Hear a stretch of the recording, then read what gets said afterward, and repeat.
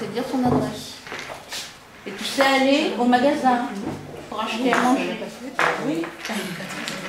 Tu sais venir ici. Tu sais aller à Grand Parc. Tu sais faire pas mal de choses. Tu sais aller à Quinconce. Ah, c'est vrai. Voilà. Elle s'appelle comment, votre fille? Comment s'appelle ta fille? Natalia.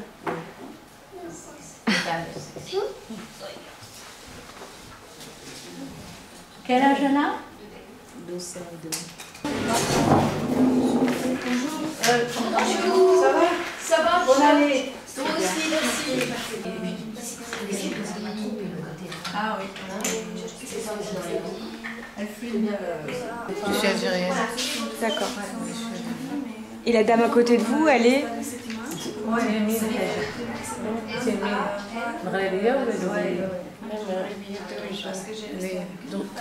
Elle est marocaine et cette dame, elle est guinéenne. L'association a été la première à proposer des cours en journée pendant que les enfants sont à l'école et des cours non mixtes.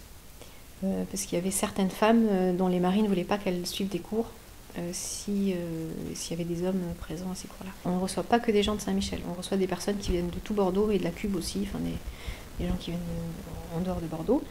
Et nationalité, alors ça change un peu quand même avec les années. Là, ça fait 2-3 ans qu'on a de plus en plus de personnes originaires de l'Est, d'Europe de l'Est. C'est des femmes qui veulent obtenir la nationalité française? Non, pas forcément. Nous, notre rôle, c'est aussi de les aider à s'asseoir, à réfléchir un peu, enfin, à réfléchir à pourquoi elles sont là, comment elles sont arrivées là. Bon, pas ressasser les mauvais souvenirs parce qu'il y a beaucoup d'histoires douloureuses, mais à essayer de réfléchir à comment faire pour que le quotidien soit un peu meilleur. C'est vous qui êtes sage-femme? Non, c'est moi. Mais je peux pas exercer en France parce que j'ai pas l'autorisation. Le diplôme n'est pas reconnu. Ah, c'est ça. Je cherche à valider mon diplôme et voilà, il y a toutes des procédures à faire, mais j'attends. J'avais une grossesse très difficile et maintenant j'ai peur de sage-femme. Et pour ça. Elle a peur de sage-femme. Parce que partout. Alors ce qu'elles disent, alors je ne sais pas si c'est en comparaison avec leur pays d'origine, ce qu'elles disent de l'association, c'est qu'elles trouvent à l'association une liberté de parole qu'elles n'ont nulle part ailleurs. C'est important de vous retrouver entre femmes. Pour moi personnellement, oui, parce qu'on peut discuter libre, sans les hommes. S'il y avait les hommes, ce serait pas pareil. Non.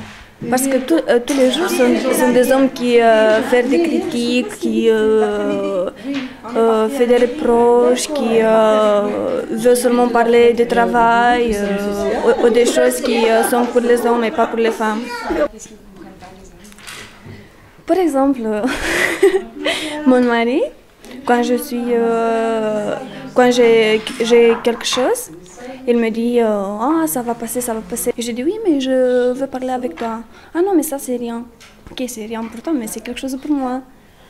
En tout cas, ce qui touche toutes les femmes qui viennent ici, qui n'est pas particulier aux femmes, enfin qui est peut-être un peu particulier aux femmes migrantes, mais c'est bon, l'isolement. Les choses auxquelles on n'avait pas pensé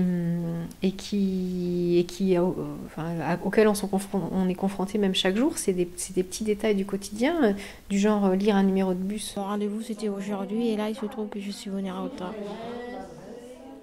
Je ne connaissais pas et je me suis perdue dans les trams. Moi, quand j'ai vu Promo Femmes, association de femmes étrangères, j'ai pas hésité. J'ai pas hésité.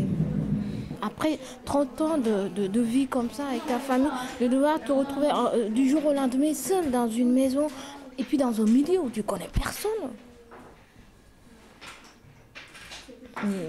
C'est vrai, il y avait des moments où je me disais que je vais devenir folle.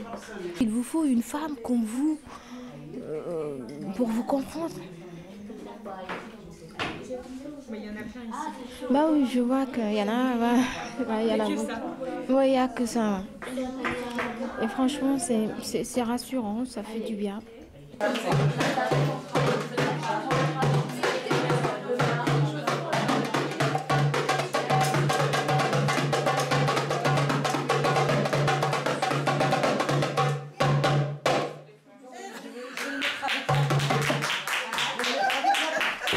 Toujours comme ça.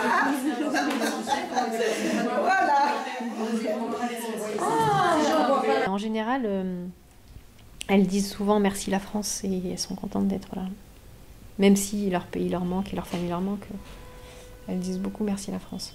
Je danse, je rigole, je tape le tam-tam, je joue avec le... Ça les sort de chez elles. Je crois que ces femmes, dans leur jeunesse, ne sortaient pas de chez elles. Oui, Voilà. Donc ici en France, ça leur fait l'occasion de sortir de chez elles. Vous venez souvent ici? Oui. Pourquoi? Parce que il aide nous pour faire comme français. Il fait beaucoup de choses. Ici, il change la vie. Il dit oui, voilà. Et merci tout le monde. Les hommes ne viennent pas. Les hommes, ils n'ont pas besoin de ça. Déjà d'où ils viennent, ils ont déjà plein de droits. Les femmes, quand elles arrivent, elles viennent souvent de pays où elles n'ont pas de droits. Moi, je pense que ça les rend plus indépendantes. Hein, Malika? Plus indépendantes. Oui. Voilà. Ça ouvre les espaces. Oui. Vous vous sentez plus indépendante depuis que vous êtes enfant? Non, moi avant. J'étais indépendante avec mes parents. Non, c'est autre chose parce que ça dépend de famille, ça dépend. J'ai vécu comme ça, je fréquente les gens, je sors, j'ai le droit avec mes parents. Avec mon mari, c'était moins, mais avec mes parents, j'étais mieux. C'est une femme qui avait dit ça. Moi, quand je viens après en femme, je laisse mes valises de soucis, elles dehors. Je rentre, mon mal de tête, il s'en va, je vais bien. Et quand je repars, les valises, elles sont un peu moins lourdes. Elles ont, et on peut avoir des ressources qu'on ne soupçonne pas, qu'on ne soupçonnait pas. Plus que les hommes? Ouais, je pense. Et je trouve qu'elles ont une manière de positiver qui est plus naturelle, plus spontanée que chez les hommes. Il y a un homme? Ah oui. Salam alaikum. Il a le droit d'être là? Oui. C'est pas grave, bien sûr. Et s'il a le droit de tout, hein. On s'est rendu compte qu'elles avaient un énorme besoin de parler de leur situation personnelle, situation de couple surtout. Il y a beaucoup de femmes. Hein? Oui, beaucoup. Oui, c'est bon comme ça. C'est bien? Oui, c'est bien comme ça, c'est bon. Elle voit qu'il y a aussi des femmes françaises dont le mari ne fait pas la cuisine. Voilà. Elles se posent des questions sur l'éducation qu'elles ont reçue.